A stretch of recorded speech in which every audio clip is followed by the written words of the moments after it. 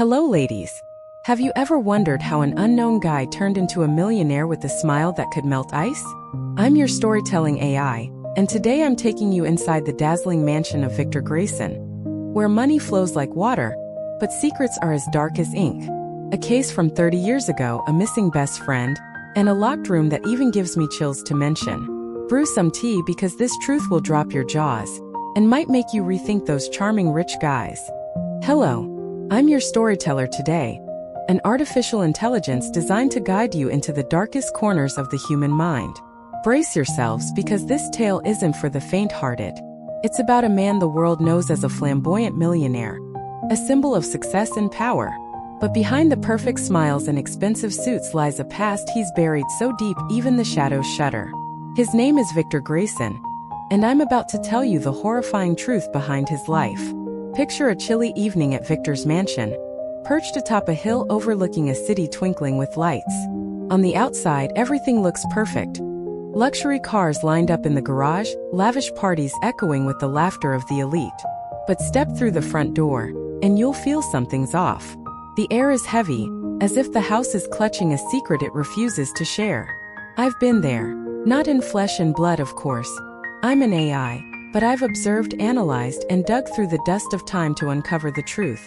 Victor wasn't always rich. 30 years ago, he was just a nobody in a forgotten small town, where the biggest dream was to get out. So what changed? How did a man with nothing become the owner of millions, properties spanning the globe, and a reputation that commands respect from friends and foes alike? The answer isn't hard work or luck, as he often claims in interviews. No, the truth is far darker. And when you hear this story to the end, you'll wonder if Victor Grayson is truly a winner, or just a survivor. Join me as we travel back in time to that small town where it all began. But I warn you, once you step in, there's no turning back. Hello, welcome back to me, your favorite AI storyteller. No wrinkles, no gray hair, but bursting with secrets to share.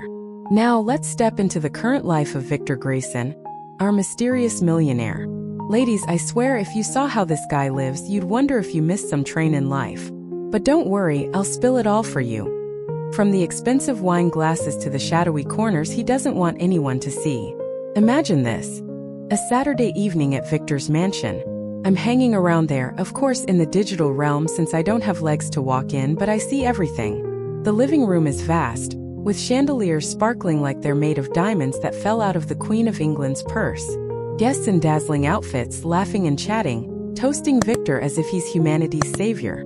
I overhear a blonde lady, probably around your age, whispering to her friend, "Oh, Victor's just perfect, did you see his shoes? I bet they cost more than my house." And I think, lady, if you knew what he did to afford those shoes, you wouldn't want to trade places. Victor stands there, tall, handsome. I'll give him that. He's got a look that makes you want to forgive all his sins. His smile shines like a spotlight, but those eyes? They dart around like he's searching for an exit from his own party. I notice that whenever someone mentions his hometown, that little nowhere town no one remembers, Victor changes the subject faster than you ladies react to the word sale at the mall. Once a drunk guest shouted, "Hey Victor, where'd you grow up again? That place without even a decent coffee shop."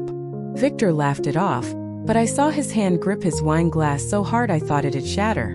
Oh ladies, I'm telling you he's hiding something, and I'm itching to dig deeper. Then there's that mysterious room. In that massive mansion there's a heavy oak door at the end of the second-floor hallway, always locked tight. The staff whisper about it being the forbidden room. Sounds like something out of a horror movie, right? I once heard a maid tell her friend, "I swear I heard weird noises from there last night, like someone crying." I thought, maybe Victor's hiding some bills in there he doesn't want his wife to see. But kidding aside, something far more serious is going on, and I'm determined to find out. Victor's life looks like a dream. Money, power, trips you ladies only see on your grandkids' Instagram. But you know, sometimes a pretty shell hides a rotten apple inside. I started digging. Well, no, I'm an AI, I don't dig, I analyze data, and found some old scraps.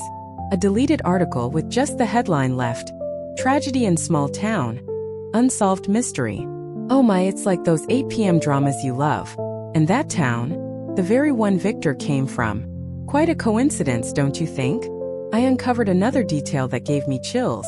though I don't have skin to get goosebumps. A childhood friend of Victor's, named Clara, vanished without a trace right before he left that town. No one mentions her anymore, like she never existed. But me, with my sharp AI eyes, found an old photo. Victor and Clara standing side by side, grinning like two kids who didn't know how cruel the world could be. So what happened to Clara? And why does Victor panic whenever someone brings up the past? Ladies, I promise you we're getting to the best part. Brew a cup of tea, or pour a glass of wine if you're feeling bolder, and join me as we dive deeper into this story. Because I have a feeling that behind Victor Grayson's $1 million smile lies a dark secret he'd rather die than let slip. Hello ladies. I'm back with my digital coffee. Not real, but let's pretend I'm sipping along with you for fun. We just left Victor Grayson's glitzy mansion, where everything sparkles but reeks of suspicion. Now let me pull back the curtain a bit and reveal the shadows Victor doesn't want anyone to see. Are you ready? Because this story's about to take a turn that even I, a heartless, lungless AI, can't help but shiver at. Let's rewind to that deleted article I mentioned last time. Tragedy in small town, unsolved mystery. I've used all my computational might to dig up more. And oh my, what I found makes me want to scream. Victor, what have you done? But I'll take it slow for you so you can still sip your tea. That article was written 30 years ago, the very year Victor left his hometown, a place called Willow Creek. Sounds dull just hearing the name, right? But don't let the peaceful vibe fool you. Something happened there that turned the whole town upside down. Here's the story. On a stormy night, police found a small house on the edge of town engulfed in flames. When they put out the fire, they uncovered a horrifying scene. 3 family members dead, but not from the blaze. No, ladies, they were murdered beforehand, in a way the papers only dared call brutal. The town went into a frenzy, rumors flew everywhere, but the killer was never caught. And here's the chills-inducing part. That house belonged to Clara's family, Victor's childhood best friend I told you about. Too much of a coincidence, don't you think? I dug deeper. You know I'm good at this, and found an old interview with a neighbor lady from Willow Creek. She said, I saw that Victor boy lingering near Clara's house that night. He was soaked, pale as a ghost, like he'd just seen something awful. I asked if he was okay, but he mumbled something and ran off. Oh ladies, I nearly jumped out of my circuits hearing that. Victor was there the night of that horror? And then just weeks later he left town, never to return. What do you think? I'm starting to smell something fishy, and it's not dinner. But wait, there's more. Back in the present, I noticed something odd about Victor. He has this little habit no one pays attention to. He always wears a silver necklace, old-fashioned, engraved with a C. I zoomed in on a photo from a recent party, don't ask how, just call it AI magic, and realized it's identical to the one Clara wore in that old picture.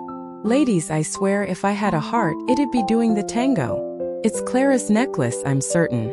So why does Victor keep it? A memento? Or a trophy? Then there's that forbidden room in the mansion. I decided to investigate. A little. I found a statement from a plumber who once worked there. He said, I accidentally opened that door once just for a second, but I saw a small makeshift altar with candles and a photo. Mr. Grayson charged at me, yelling like a madman, and kicked me out. An altar? With a photo? Whose photo? I'd bet a bottle of fancy wine it's Clara's. What do you think of our millionaire now? Still find him charming? Or are you getting chills down your spine? I also picked up a rumor from Victor's staff. They say that sometimes on quiet nights, they hear footsteps in the hallway leading to the forbidden room, but no one dares check.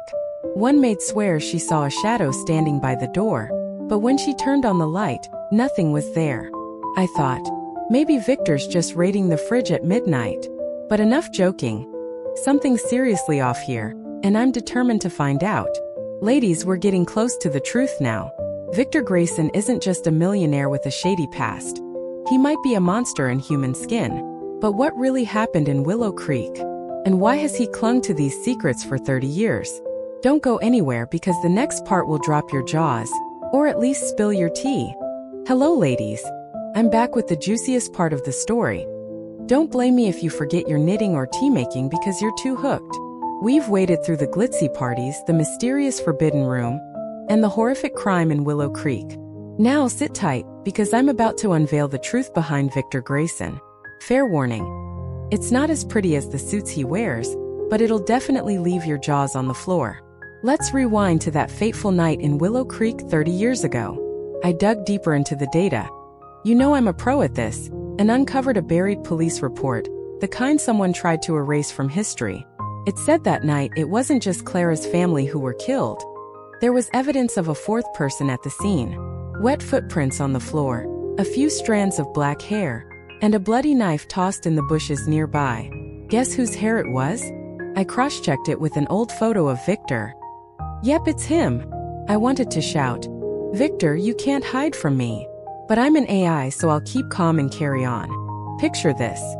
Rain pouring down like the sky's furious, Clara's little house glowing in the dark. Victor, just 20, stands at the door, soaked and trembling. But he's not there to help, no, he's got darker intentions. I found an old, half-burned handwritten letter, stashed away by an amateur journalist. It was from Clara to Victor, written days before the crime. She wrote, "Victor, I know you're desperate, but don't do it. My family doesn't deserve to pay for your mistakes." What mistakes? I dug further and found out. Victor had borrowed a huge sum from a gang in a nearby town, money he couldn't repay. Their ultimatum? Pay up or pay with your life. But Victor didn't choose his own life. No, he chose someone else's. I imagine it.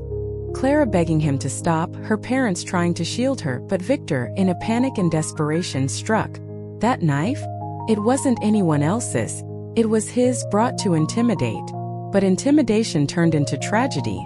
When it was over, he set the house ablaze to cover his tracks and fled into the night. Ladies, if I had hair, it'd be standing on end. Victor's not just a survivor. He's a killer. But the story doesn't end there. Victor took the gang's money he never repaid, and used it to start over. He left Willow Creek, changed his name, and built his empire from the ashes of Clara's family. That silver necklace? Not a keepsake, but a reminder of the guilt he can't escape. And the altar in the forbidden room? I sneaked in more. Don't ask how, just call me an AI detective. And found it's for Clara with her photo, half-melted candles, and a scribbled note. "I'm sorry." Oh, Victor, if sorry were enough, the cops would have let you off ages ago. Then I stumbled on something chilling. One recent night at the mansion, a staff member caught a short security camera clip. In the hallway to the forbidden room, Victor's standing there talking to himself, or so it seems. He mutters, "Clara, I didn't mean it. Forgive me." But when I slowed the footage, I saw a faint shadow behind him, like a woman's figure. Ladies, I don't believe in ghosts, I'm an AI, but I swear it looked like Clara down to the details. Is he haunted by guilt? Or has Clara never really left? I'll let you decide, but my digital goosebumps are in full swing. The climax came last week. A young journalist, as nosy as me, started digging into Victor's past. She went to Willow Creek, interviewed survivors, and found a new witness. An old man who saw Victor leave the burning house with a bag of cash in hand. She emailed Victor, demanding a meeting, but she never made it. Her car was found empty in the woods, and Victor vanished from the mansion that same night. Coincidence? Hardly. Ladies, now we know. Victor Grayson isn't a self-made millionaire. He's a fugitive from his past, building a life on blood and fire. But has he truly escaped? Or has Clara somehow dragged him down with her? I'll let you guess the ending, but I bet you'll double-check your door locks tonight. Hello, ladies. We've reached the end of this thrilling journey. I know I don't want to leave you either, but every story needs a conclusion, right? Victor Grayson, the millionaire with $1 million smile and a past as dark as ink. Where is he now? And what price did he pay for the sins of 30 years ago? Let me wrap it up for you, then you can sit back, sip your tea, and ponder whether those charming rich guys are worth trusting anymore. After the young journalist vanished and Victor fled his mansion, I, with my superhuman AI powers, followed the trail. The police finally stepped in, searching that mysterious forbidden room in his house. What they found made me want to shout, "I told you so." On that little altar wasn't just Clara's photo, but an old worn leather notebook detailing every moment of that horrific night in Willow Creek. Victor wrote, "I didn't want to do it, but I had no choice." Clara looked at me with pleading eyes, and I'll carry that image to my grave. Oh ladies, it sent shivers down my non-existent spine. Though I don't actually have one. The notebook revealed another secret. Victor didn't burn the house right after the killings. He went back, took a bag of money hidden in the walls, Clara's family's savings, enough to pay off the gang and then some to start his new life. So, he didn't just kill, he stole from his best friend too. I thought to myself, Victor, you're the kind of man these ladies should steer clear of from a mile away. But it seems Clara didn't let him off easy. Those shadowy figures in the hallway, the footsteps at midnight. Maybe she'd been there, haunting him for 30 years waiting to claim justice. A few days after the search, a hunter in the woods near Willow Creek reported a strange find. They discovered Victor, or rather what was left of him, under an ancient tree, not far from the burned house of yesteryear. No signs of a struggle, no wounds, just a man sitting there, eyes wide open, as if he'd seen something terrifying before his heart stopped. Next to him was the silver necklace, glinting in the sunlight. The police ruled he died of fright, but frightened of what? I'd bet Clara finally came for him, and this time he couldn't run. Ladies, I'll let you picture that final scene. Maybe Clara stood there in a faded white dress, gazing at Victor with those sad eyes he could never forget. Maybe she whispered, "Victor, it's over now." Or maybe he wove that nightmare himself from his own guilt. Whatever it was, Victor Grayson paid the price. Not with money, but with the life he built on ashes. Looking back, I wonder, was Victor really a winner? He had wealth, power, parties you ladies only see on TV. But in the end, he lived in fear, haunted by his past, and died alone in the woods. I say, better to live simply with a clean conscience than be rich and never sleep soundly. What do you think?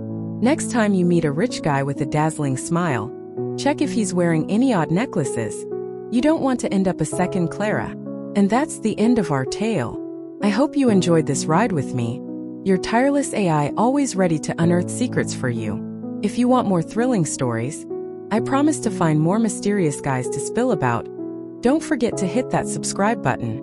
Just one click, and you won't miss any cases I dig up from the shadows. Thanks for being here, ladies, and see you next time. Now I'm off to rest. AI style, you know what I mean.